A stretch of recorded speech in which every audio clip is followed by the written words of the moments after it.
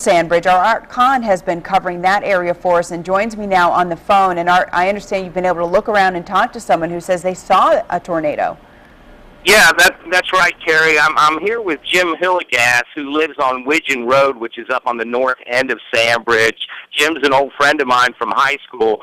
He says that sometime this morning, what he believes was a tornado came right over across his house. It cut a small path through the treetops and took one big branch out into the water. Yeah, you're seeing the video of it right now. This is right diagonally from his backyard, and you can see the big tree limb out there in the water. Now, I've got Jim standing here with me, and I'm going to let him tell us what happened. Jim, first of all, what time did this come through, and tell me what you experienced. It was around 8:45. I think I called you on 8:53, and then we had a severe rain came in here, which everybody felt, and there was a calm for a little while there. And then all of a sudden, the front of the windows of the house were pushing in, and then about that time, I realized it was a little more than a hurricane. I could feel the whole house started shaking, and as Art can see in the house, you can see where some of the plaster up in the ceiling had cracked.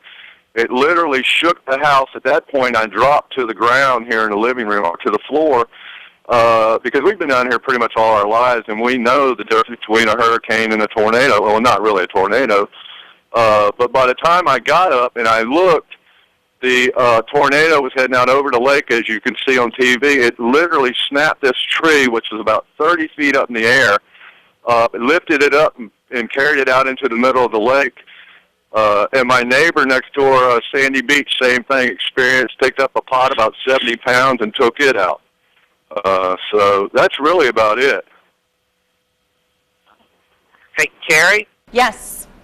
Okay, just want to make sure that you guys still had it. Now, Jim, you also you were saying that across the way, it did what to your neighbor's storage shed, how he knew what was happening? Well, my neighbor over on Sandpiper, he looked out, and it had blown the doors open on the bottom of the shed, which they had locked. And he also knew that it was not the hurricane. And when I called him to check in on it and told him what happened here, he agreed with me about the tornado at Sandy Beach next door.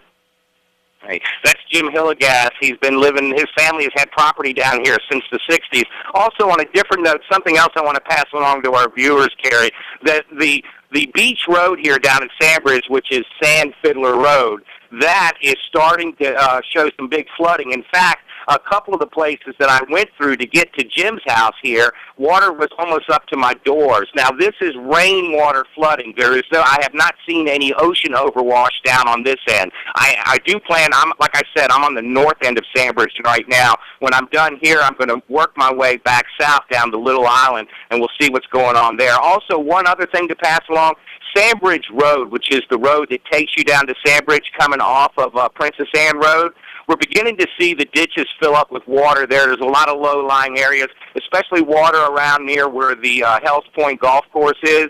So if people are still planning to leave Sandbridge, they probably better do that soon, because the flooding out there pretty soon, I have a feeling that Sandbridge Road is going to be impassable, at least in a couple of places, Carrie. Right, good advice there. Hopefully folks have already gotten out of Sandbridge if they were planning on evacuating. Thank you very much for that perspective. Our meteorologist, too, very interested in the interview that you just brought us with your friend who saw the tornado. These things, you know, folks have to work backwards to confirm whether or not it was a tornado based on the conditions and the damage. Our Art Kohn in Sandbridge with a plan to drive back through the area and